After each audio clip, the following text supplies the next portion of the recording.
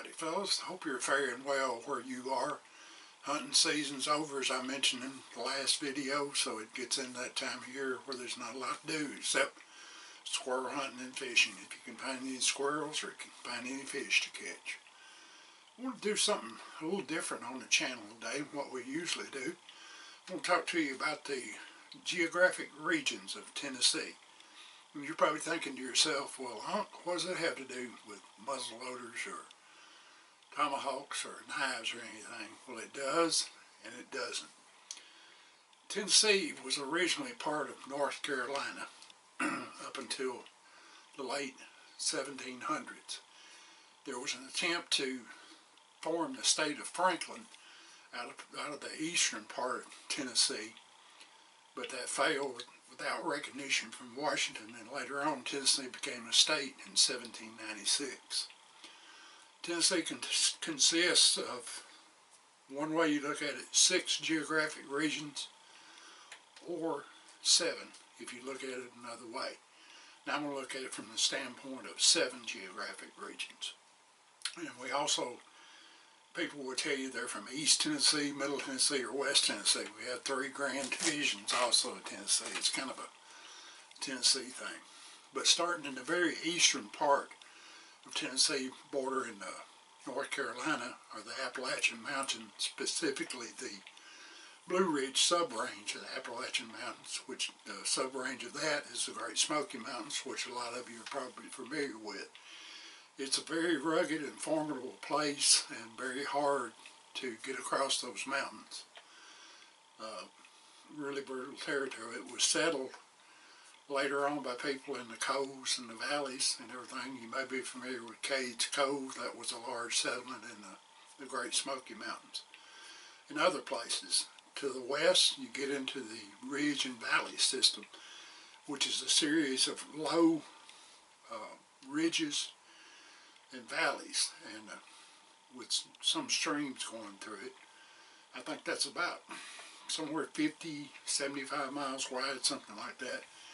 And the next part of the geographic region is the Cumberland Escarpment or Cumberland Plateau.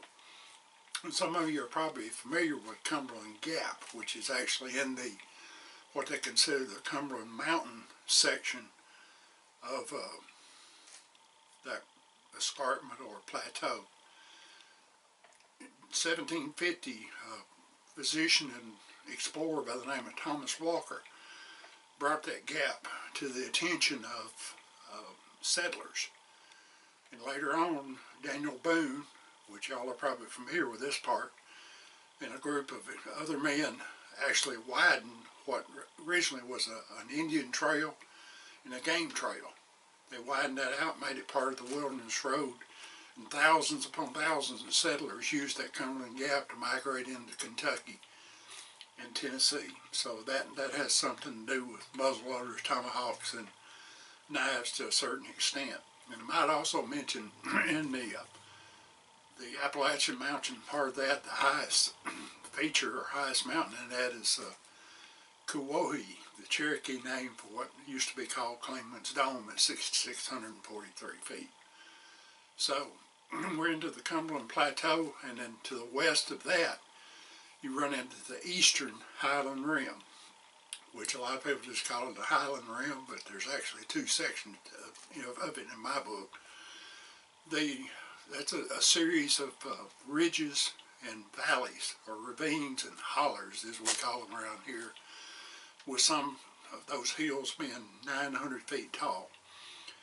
Then on to the west of that, after that eastern part curves on down to the southern part of the state, there's the Nashville Basin, or the Central Basin, or being called the Nashville Basin would tell you that's where Nashville is located, and Columbia for that matter. It's a pretty, for the most part, low basin-like area, but it does have some hills. South of Nashville, there's Harpeth Hills, which are pretty high, probably 500-600 foot set of hills and ridges. Then you come on west of Nashville, and you come up to the western part of the Highland Rim, which is where old Uncle Sasquatch lives. The average hills here are somewhere around 700 feet. There's probably a couple more that's taller than that. And I actually migrated from the southern part of the western Highland Rim down close to the Alabama line toward the Tennessee River many moons ago when I was in my late teens to come to work for the phone company.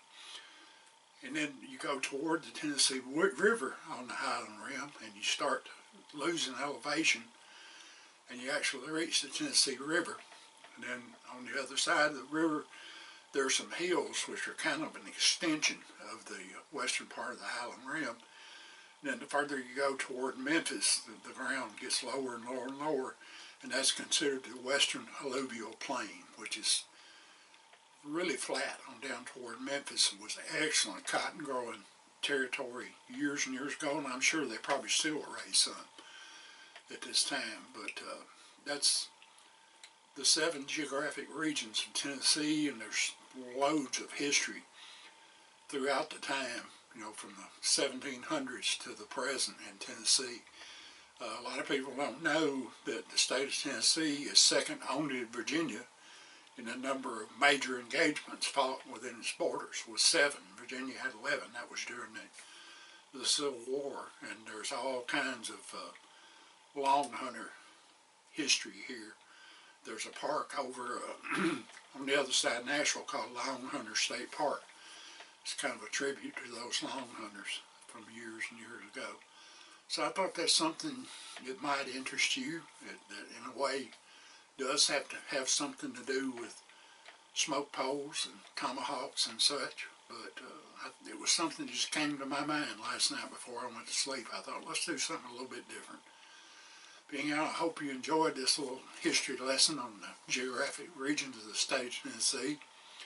And I certainly appreciate you watching. God bless you. Keep your powder dry. Mind your top knot, people.